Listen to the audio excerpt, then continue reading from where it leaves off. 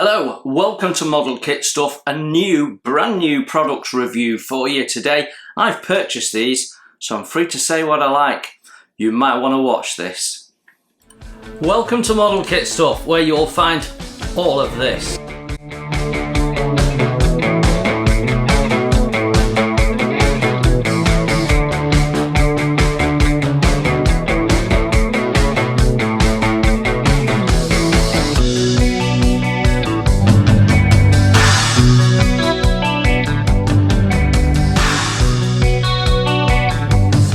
Welcome to Model Kit Stuff, brand new product to look at today. This is the AK Real Colours marker set. This is the full set of 34 paint markers. And they're retailing in the UK at around about £65. I picked these up for £62. They're being quite heavily marketed at the moment, so I thought it'd be really good, as they're brand new on the market, I've not seen anyone else using them yet, to have a play with them and give you my view of them so you can have a more clear view as to whether you want to buy into them or not, as the case may be. So during the course of the video, we'll be having a look at what you get and we'll be testing some of the claims in their marketing.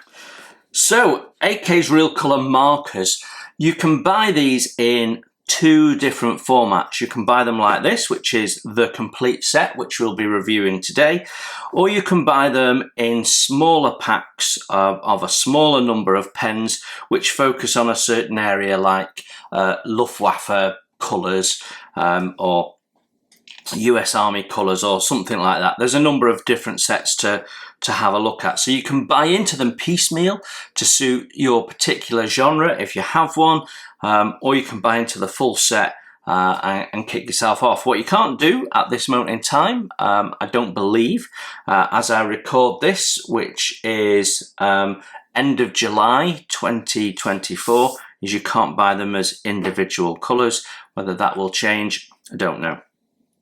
So if you buy the full set, you get quite a nice presentation box. You've got 34 pens in here. It's showing you the colours on the outside here.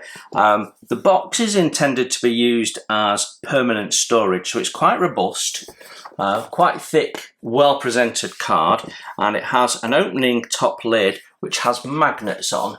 So you can see there the magnets, and it closes and holds really quite nicely. It's got raised shiny writing on it, both on the front, the sides and even the back. So it's well presented, and it tells us that we've got acrylic markers designed for modelling, that they're all a matte finish, that they're fast drying, and that they're waterproof. When we open up our box, we have a little leaflet in here, and that leaflet has a list of all the colours that we've got inside the box. So I'm going to hold that up to the camera and you can just pause the video and look at the colour range if you wish. So we'll have a look at some claims in the marketing in a minute, and why they've gone for these colours. But they vary from the very basics, flat black, flat white, bright yellow, signal red, rubber black, to some more specific ones like Russian cockpit turquoise and Imperial Japanese Army blue-green, and Mitsubishi interior. So there's a lot of aircraft colours in here, but there is something for the ship modelers. We've got a deck tan, which I'm hoping isn't really that colour, and various other colours. We will have to see. Olive green for the German Army, and so on. So yeah, it seems to be very much focused on the most popular colours they probably sell in their paints. So it's not difficult for AK to work out what would be successful colours in a paint pen range. And this is what these are. They're basically paint pens. So the pens themselves have come in this really nice foam holder. You can see it grabs the pen really nicely, and this is one of 2 trays within the box. So you get a nice, easy to select, easy to view pen. Now I must say that it's important when you put the pens back in that you put the top back on with the little clip facing the wording. That's the only way the pen will go in, with the clip facing upwards, and if it's not facing the wording then you're not going to see what the colour is, although the band does go sort of halfway around, but on the back you've got writing, so if you put it in upside down you ain't going to have a clue what you're looking at. So you do have to have a small amount of discipline when putting your pens back. So let's have a look at the pens themselves. I'm going to pick this yellow one because it's probably easier to see on the camera. Let's just zoom you in a little bit. Right, and we'll get the box out of the way.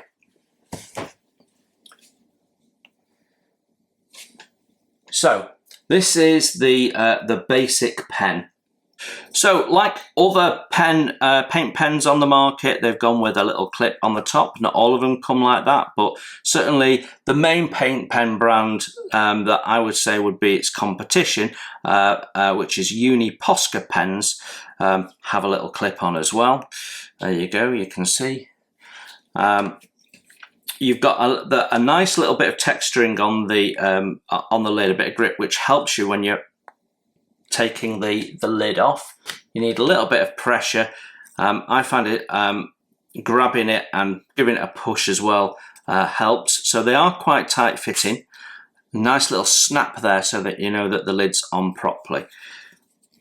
And then what you get is a fairly big nib, actually. One of the biggest paint nib I've come across on a paint pen. Let's just zoom you into that.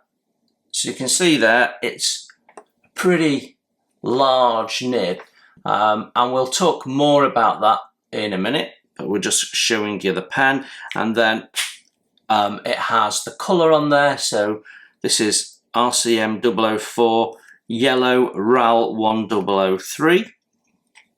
And when we turn it around, it says it's an acrylic paint marker for modelling, matte finish, fast dry, waterproof, as it said on the box.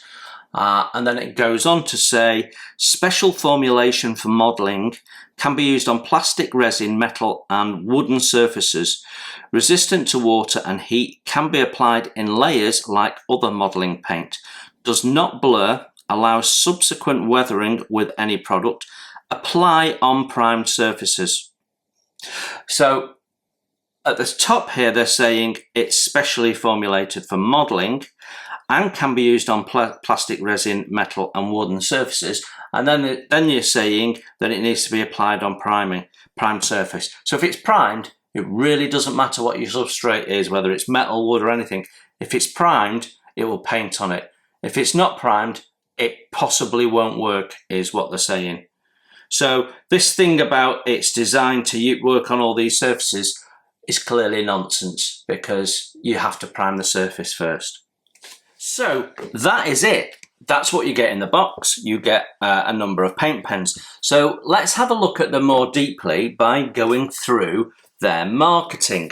Now, the marketing for this came separately. I picked this up before I purchased the pens. So this came out with a model kit delivery from one of the UK online retailers. So this is AK's marketing of their product as they launch it. So what it says is Real Colours Markers, painting the future with remarkable products. We will see. And then it tells us again it's acrylic and so on and so forth, and shows us our range. So it's a nicely presented A4 colour glossy stapled magazine, because there's quite a few pages in it. And on the back here it shows us the presentation box that we've just looked at, and then there's some form of wire cutters or something like that, US Army wire cutters. So I don't know whether they're suggesting you can paint that like that with these, because that looks like it's an actual real product to me. So yeah, that could be misleading to some people who don't realise that that's actually a real tool. So I'm not quite sure what they're trying to connect there, but anyway, let's open up and deal with this a page at a time. So until now, the most important tools for painting a scale model have been the airbrush and the paintbrush. Now we're adding a new element to this equation. We introduce a new way of approaching painting modelling. Well, it's not new, because I've been using Posca pens for absolutely years, and you can get paint pens in craft shops really easily. They've been around for years and years and years, and these you can buy in craft shops, online, even in supermarkets now. So they're not introducing anything new in principle of a paint pen. They might have gone about it differently, but that's not what they're saying there. So introduction, in our hobby. I love that, our hobby. So what they're trying to do is say that we're all in this together. Not that I'm being overly critical, I just don't like marketing particularly, and the way we do marketing. But what they're trying to do here is make you feel like they're on your side and you want to buy into this product. That's the first 3 words we've read. Okay, let's be open-minded though. We can find acrylic paints, enamels, lacquers, waxes, etc. And for that application, we use brush, the airbrush, and the sprayer. I'm not sure what that is, without having a line specifically developed to meet the needs of modelers. Some have occasionally used markers for the fine arts and craft sector to experiment on scale models, sometimes with alcohol-based or permanent marker, and always with standard colours that do not meet the expectations or limit finishes and do not offer much resistance to subsequent treatments. Well, I agree with almost all of that. I don't quite agree with the last sentence. It's like anything. When you put a product down, you need to seal it to ensure that the next product going on top doesn't react with it. That's the same whether you're using modelling paint or anything else. But they're absolutely right. The problem with all of these paint pen systems is you've only got a small number of generic colours. So school markers and those from fine arts are designed to paint on surfaces such as paper, wood, fabric, etc. Therefore, their use on plastic or resin does not yield good results, since their adhesion, coverage and resistance are very limited. That is the bit we're going to test later on, because that's the bit I have a real beef with, because I don't believe that's correct at all. From now on, we will have specific acrylic markers for modelling with ideal characteristics for working on scale modelers. So I don't agree with that. I've already had a play, I've already tested it, and I've already formed my opinion. You're probably getting a feel for that already. So yes, absolutely, we have paint pens in the market that have been around for years, despite what they said there, and they are limited to specific colours. But now AK are going on to claim that their pens perform better than what you can get. We will absolutely test that. And you can see here one of the little paint packs seems to have 3 colours in it, which is for late German armoured fighting vehicles. So basically they talk about you know, environmental demands and what people might need from markers. So what they've actually done is they've seen that there's paint pens. They've thought, that's a really good idea. How could we improve it? And then they've come up with a range of colours that are likely to be a requirement of the modeller. That's a brilliant idea. There's no getting away from it. AK have really come up with a concept that could be phenomenal. Then they show you some opportunities for using them. So colouring in a cow, doing effects on a sheep, doing some weather effects on a seat. We will come back to that later. Right, then here they interestingly talk about the tip. The tip is another important aspect of the marker. It has to be in line with the paint being used for everything to work properly.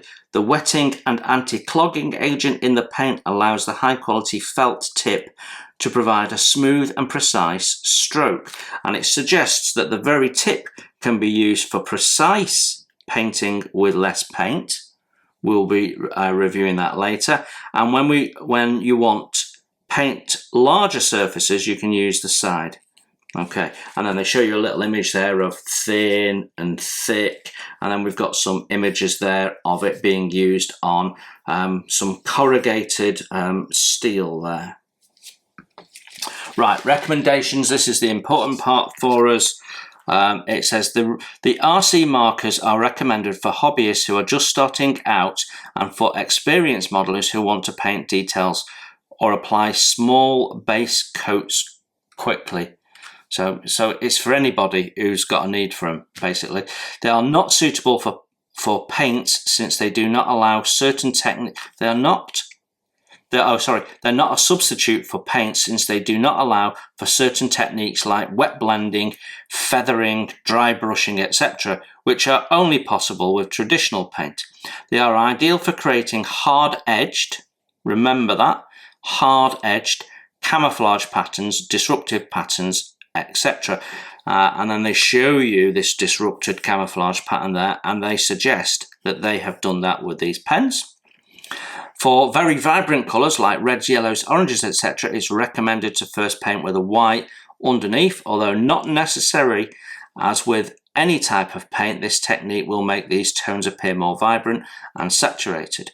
So yeah, okay, so it's the same basic rules. If you want a bright colour, you put a bright primer down. This product is not recommended for painting an entire model. For a large piece, we recommend using an airbrush and regular paint. The markers are extremely useful for painting details with great precision. We keep talking about precision, and we will come back to that when I show you my test results. And then they say they're perfect for applying base ahead of washes and filters, etc. So they've got three colours there, and they've shown you sort of camouflages. So they've done a complete paint of one area, they've done a camouflage pattern there, and then a more complicated camouflage pattern there before you've done the washes, and they're showing you what that looks like. I'll show you what it actually looks like in a bit. Then they deal with frequently asked can I paint a tank, an aeroplane, or a whole model? And it says you can paint whatever you want, obviously. It's a small scale kit marker, are very practical for painting larger models. It's better to continue using airbrush or base colours. So what they're trying to tell you is they're great for smaller details. So then they give you all of this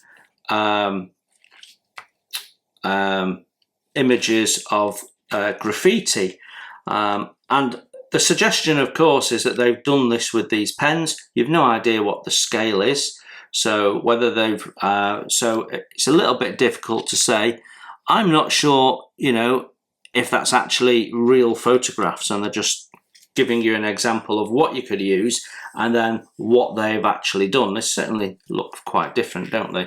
Then there's some working examples showing you doing chipping and things like that, painting handles on Pioneer tools, for example. Then they have applications of base colour. So they actually build a 1/6 model. It's a tiny model. It's a tiny, tiny model, but you can get an idea of the size of the pieces they're painting, and showing you the finish of that and what have you. So they do a complete project with it. So despite the fact they're saying it's not for complete models, they then show you building a complete model with it. So they are trying to show you that it's got lots and lots of options, and that you can then go on and using their pencils, you can go on and do all sorts of paint effects with it. Then they give you the list of the range, and then they give you the list of the sets. So there's 2, 4, 6, 8, 10, 11 different sets. So let's just go through them. Tools, ships and decks. So in the ships you get wood-based deck tan and red brown. Yeah, okay. German tanks, Axis aircraft, another Axis aircraft, late German armoured fighting vehicles, chipping, wheels, gunmetal, weapons, not gunmetal, I read the colour, weapons, tactical markings, which is limited to 3 colours, and then World War II Allied aircraft. So I suspect that range is going to grow at some point, but as you can see, you can't currently buy these as individual colours. So the main claims in here is they're great for doing detail work, and maybe medium-sized parts. You can do detail work with it, and you can do base coating with it, and your advantage is you've got this range of colours that they think that many modelers will typically use. So I have put that to the test, so let's go through my findings. Right, so what I've done is I've tested the markers, and then I've tested the markers in some areas against the paint pens that I already have. So I have a collection of these. This was a set of different metallic colours that I got in a craft shop. They have 2 nibs, a more pointy nib, and then a shorter, stubbier nib. And then Posca pens, which many people have come across, and I love these pens. These are proper paint pens. You have to mix the paint first, and then you have a short, hard nib.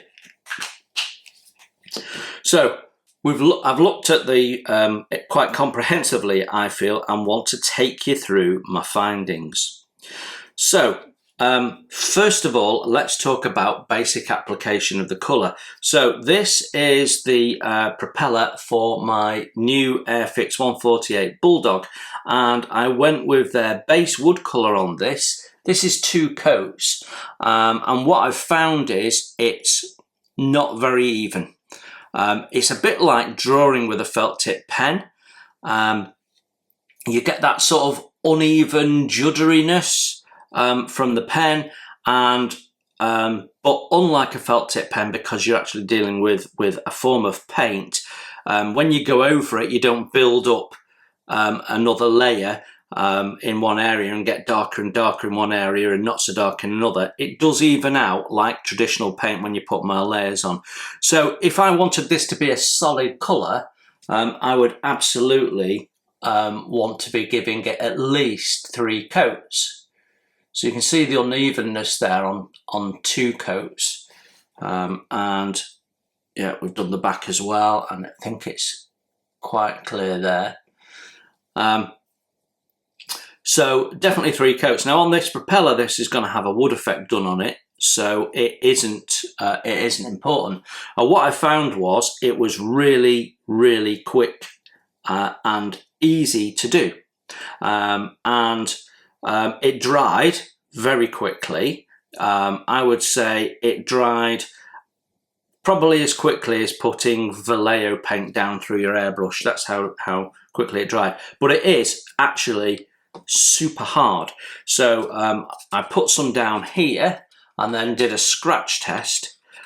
This has got some ridges on, and you know, you can scratch it off, but it was really resistance.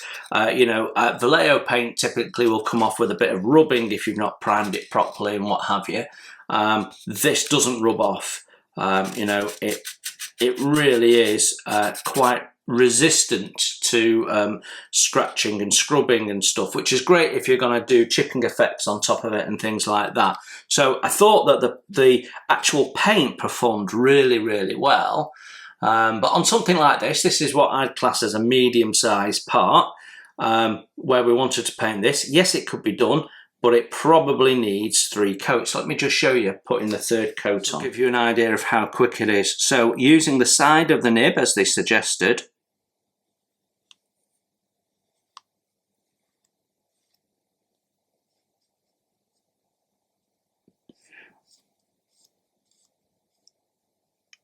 and going in one direction, we can put another coat on. Now, it always looks a little worse when it's wet, like any paint, but it is very difficult to get an even coat with it.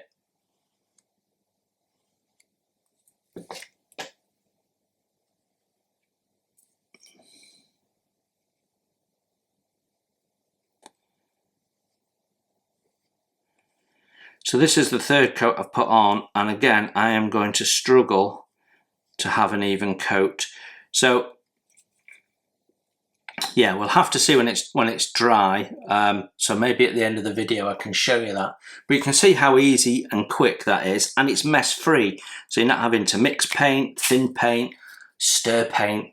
You just apply it, put the lid back on. So it's very handy from that point of view. So I had a little play on my little mule here, this little Hurricane that I use for experimenting and playing around. And what I found, albeit I've put this on black, the colours, the yellows and the reds were not as vibrant as perhaps I'd like them to be. Particularly the red, the Signal Red is quite pink, and I was a bit disappointed with the colour. But when I came to use the same yellow on the propeller tips here and went over them a couple of times and they brightened up, they certainly looked the part. So again, multiple coats I think is the key for decent colour saturation, which they say in the marketing, so that's all good. So to be fair on the paint, I think the paint's performed really well. And again, a single coat scratch test, and which we did on the tail here, you can see that. And yeah, you could scuff it, but you couldn't really scrape it off. So I think the paint's nice, hard and resilient. So if you put masking tape over it, you're not going to risk the masking tape coming off, which I thought was an important thing to test.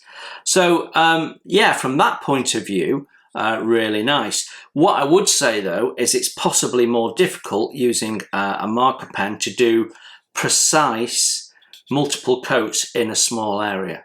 And we'll come back to that a little bit in a minute. Right, so like they did in the marketing manual, I did a little area of camouflage. So I did this little bubble pattern of camouflage. And this is one coat of their matte black over their khaki, one coat of khaki. You can see that's gone down quite well on a thin green subsurface. This at the bottom is the Posca pen, and I think the black is gone down better from the Posca pen. Firstly, you can see witnesses of unevenness in this, so this needs two coats, and doing that pattern freehand and not going over it twice is going to be very challenging. Whereas the Posca pen black, I was able to do it with one pass and it looks perfectly fine. So a bit difficult to tell on camera, but in the light you can see some unevenness in that black there. Whereas this one is darker, more saturated. It's a different paint formulation, but if you look at it there, you can see how the black is a more true black, whereas the paint pen from AK is a more sort of blue, dark grey type of black. Yeah, so depends on what you're looking for, I guess. So next I looked at masking, and this is my first attempt at painting over some masking, and I deliberately did it in an area that would be a challenge for the pens, because we've got I masked over a panel line to see if it would leach underneath, and I put the masking tape down in the same way as I would do if I was going to airbrush or brush paint. We put it down, we pressed it down as hard as we can, we rubbed it into the recesses. Then I went over with the paint and I didn't get any leaching into the panel line, but it did go underneath the tape. It found its way underneath the tape. And you can see I could not get a sharp edge at all. So I then thought, well, let's give it a second go. So I tried it here as well. And this time, just this edge, it was taped off on a flat, smooth edge. And we put down, this is the Signal Red. You can, sorry, I beg your pardon, this is the orange. And we went over from the tape onto the model. So we weren't going up against the tape, we were giving it every opportunity to perform, and we went from on the tape to off the tape and coloured it in, creating this line. And we still don't have a complete straight line. So whilst it would be all right for some jobs, for precision work, absolutely not. And this is something they kept banging on about with precision, and we'll talk more about precision now. So RAF written in the top, that came one pass straight from using the very tip of the AK paint marker. That's as thin as I could get it. I'll tell you why in a minute. Beneath that is the white Posca pen. One pass again.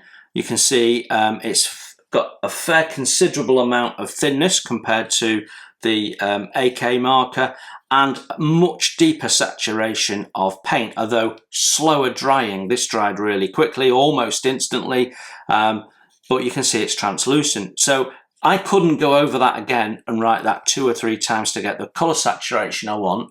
So in this instance, for this type of job, if you want to do graffiti work in a small scale, like right on a bomb or something, then you absolutely want the Posca pen with its very, very fine, hard nib. It performed really, really well. Whilst I felt you had more control with the AK pen to a certain point, because the control of the flow of the paint is better than the Posca pen, you certainly couldn't go over that several times, and you couldn't get it as thin or as precise. So I disagree with AK when they say you can do precise work with them. You can't. And I'm going to show you the reason why now. So this is a felt pen, and I don't know if we're going to be able to pick this up on camera. Let's see if we can get you a bit closer. Will we focus? No, I think I've got you in a bit too close there.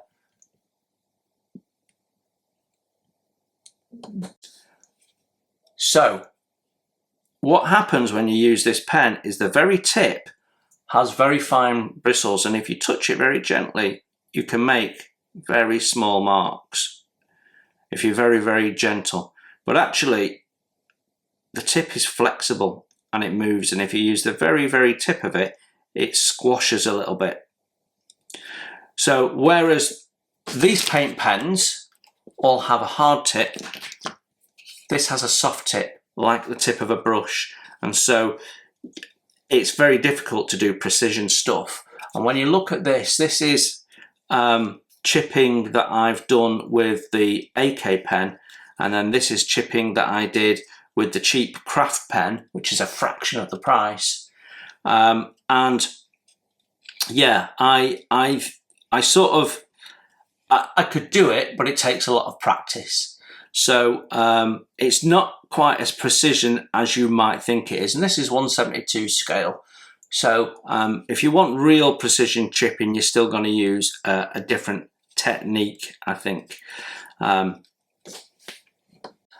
However, I think if you find the right job for it, the pen will work really well. So I've already shown you the propeller tips, and I thought it did a good job of that, freehand. I was able to paint in this exhaust that's already built on the model, and it's done a good job, nice even coverage, and was really, really quick and mess free. I painted this aerial in gunmetal, which I think is a bit pale for some jobs, but looks okay. So if you get the right job, I think it's a good product. Now here I tested the thickness. So this is my craft pen, this is my Posca pen, and this is the AK pen.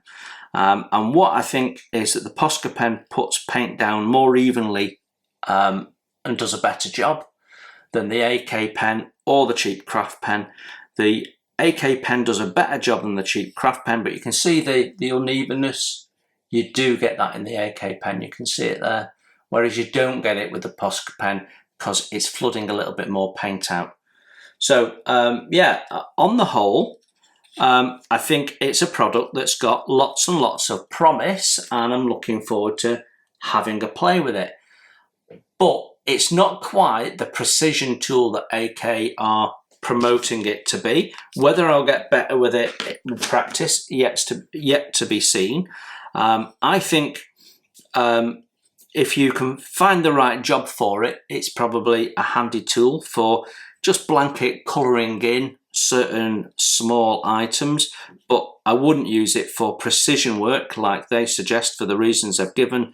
It's difficult to do multiple layers of paint. The paint saturation isn't good enough, particularly on the pale colours. So there we go. What's my sort of conclusions, having had a bit of a play with them? Well, I think the idea is good. Yeah, I've used paint pens for many years, and they are a great solution for all sorts of things. I think the idea of having multiple colours that are more aimed at the modeller is a brilliant idea.